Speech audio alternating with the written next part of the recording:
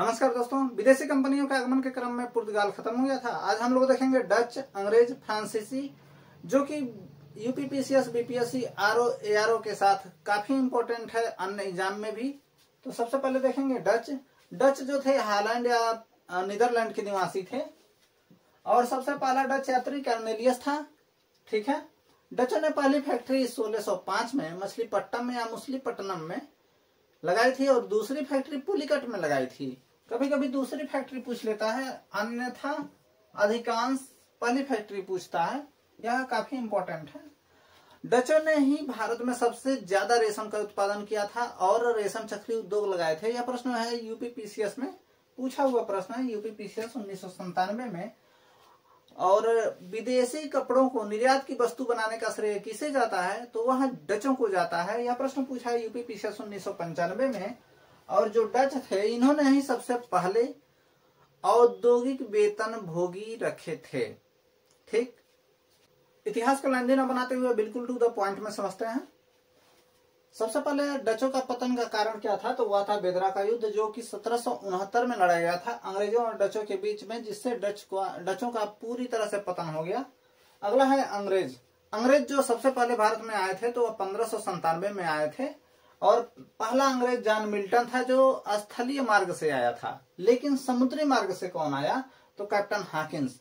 यह आता है 1608 में लेकिन पहुंचता है 1609 में।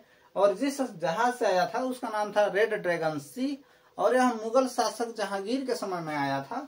कभी कभी पूछ देता था कि कैप्टन हॉकिंस किस मुगल शासक के दरबार में आए थे, तो जहांगीर के समय में। अंग्रेजों के कारखाने का सही क्रम है, सबसे पहले सूरत में किलाबंद फैक्ट्री की स्थापना, उसके बाद मद्रास में फोर्ट सेंट जॉर्ज की स्थापना, बंगाल के हुगली में कंपनी की स्थापना, सुतानुती में कंपनी की स्थापना। तो यह क्रम पूछ लेता है कई बार, सूरत, मद्रास, हुगली और सुतानाती, काफी इंपॉर्टेंट है। बढ़ते हैं आगे। इसे अगला प्रश्न है, जब ब्रिटिश ने भारत में पहली फैक्ट्री का स्थापना किया था सूरत में, उस समय भारत में मुगल बादशाह कौन थे, तो वह थे जहांगीर। जहांगीर के समय में ईस्ट इंडिया कंपनी की स्थापना भारत में होती है, लेकिन वही कंपनी जब लंदन में स्थापित होती है तो उस समय भारत के मुगल बादशाह कौन थे, तो वह थे अकबर।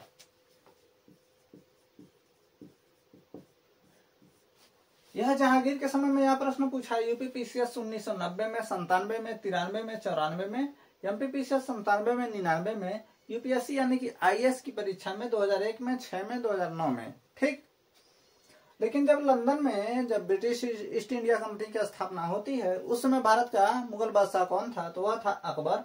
यह प्रश्न पूछा है आईएएस के एग्जाम में 2005 में, 2008 में, 2009 में, आरएएस 2008 में। अगला प्रश्न है, प्रथम कर्नाटक युद्ध भड़काने का कारण क्या था, तो वह था ऑस्ट्रिया का उत्तराधिकार युद्ध।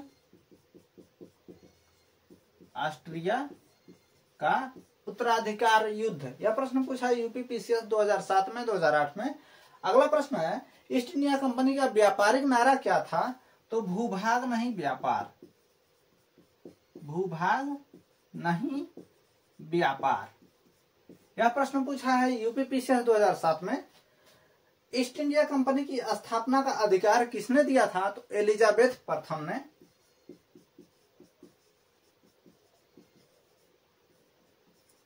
एलिजाबेथ प्रथम, यह प्रश्न पूछा है यूपीपीसीएस 1999 में।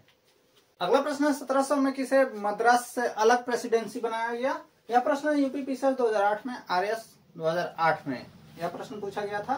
तो वहां कौन सा प्रेसिडेंसी है, तो fort William presidency Bengal. Bengal presidency को मद्रास से अलग कर दिया गया 1700 में। अगला प्रश्न है, कर्नाटक युद्ध किसके किसके बीच में लड़ा गया था। यह प्रश्न पूछा है यूपीपीसीएस 2002 में। यह फ्रांसीसी और अंग्रेज के बीच में हुआ था। फ्रांसीसी व अंग्रेजों के बीच में हुआ था। किस युद्ध में अंग्रेजी आधिपत्य से फ्रांसीसी की चुनौती समाप्त हो गई। यह प्रश्न पूछा है यूपीएससी 94 में, 2000 में, एमपीपीसीएस 90 में। यह है वांडीवास का युद्ध। वांडीवास का युद्ध 1766 में। इस युद्ध से फ्रांसीसी की चुनौती समाप्त हो जाती है। ईस्ट इंडिया कंपनी भारत से निर्यात करती थी, उसमें मसाला, चाय, अफीम, सोरा, सूती कपड़ा, इतने सारे वस्तुएं हैं। वस्तुएं तो अनेक प्रकार की हैं, लेकिन जो फोकस है वह सूती वस्त्र पे है, सूती वस्त्र।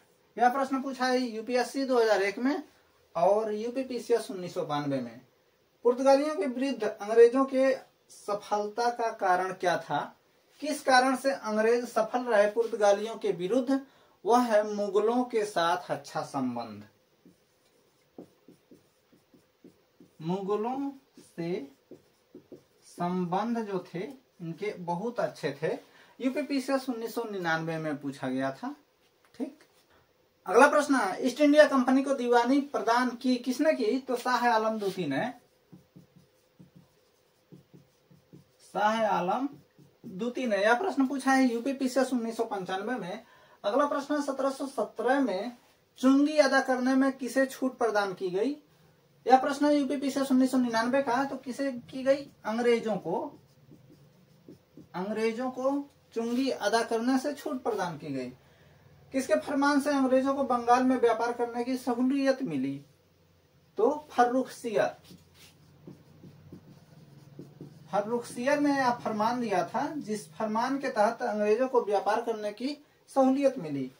सुनहरा फरमान। सुनहरा फरमान यह दिया जाता है 1632 में गोलकुंडा के सम्राट के द्वारा अंग्रेजों को, जिससे अंग्रेजों को गोलकुंडा के किसी भी बंदरगाह पे स्वतंत्र व्यापार करने की अनुमति मिल जाती है, और यह जो कीमत है वह 500 पैगोड़ा वार्षिक कर देने के रूप में दिया गया था। यानी कि अंग्रेज 500 पैगोड़ा वार्षिक कर देते थे गोलकुंडा के सम्राट को, और उसके सम्राट ने यहाँ के सभी बंदरगाहों को खोल दिया अंग्रेजों को व्यापार करने के लिए। यह प्रश्न पूछा है यूपीपीसीएस 1998 में, एमपीपीसीएस 2000 में। अगला है फ्रांसीसी। फ्रांसीसी से संबंधित जितने भी महत्वपूर्ण प्रश्न है उसको देख लेते हैं। अगला प्रश्न है, फ्रांसीसी ईस्ट इंडिया कंपनी की स्थापना के समय वहां का राजा कौन था? तो लुई 14वां।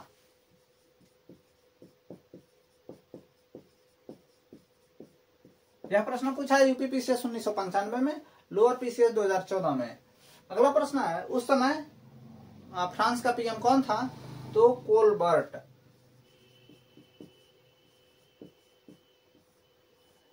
फ्रांसीसी कंपनी का वास्तविक संस्थापक किसे कहा जाता है? यह प्रश्न पूछा है यूपीपीसीएस 1999 में, 2003 में। तो वास्तविक संस्थापक वहां का पीएम जो कोलबर्ट था वही था।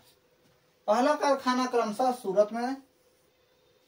यदि ऑप्शन में सूरत में नहीं है तो मछलीपट्टनम होगा। यह प्रश्न पूछा है यूपीपीसीएस 2008 में, यूपीएससी यानी कि आईएएस की परीक्षा में 2008 में।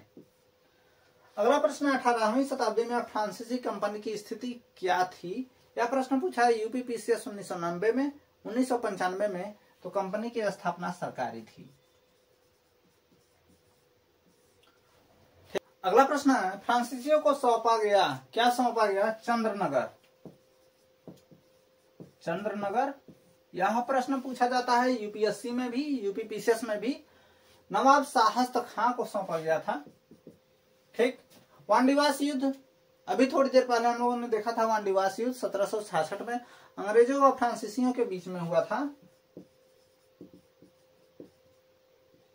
अंग्रेजों व फ्रांसीसी के मध्य में होता है, जिसमें अंग्रेज विजयी रहते हैं और फ्रांसीसी पराजित हो जाते हैं। फ्रांसीसियों के पराजय होने का कारण क्या था? अंग्रेजी सेना का सुदृढ़ होना। यह प्रश्न पूछा एमपीपीसीएस 2009 में।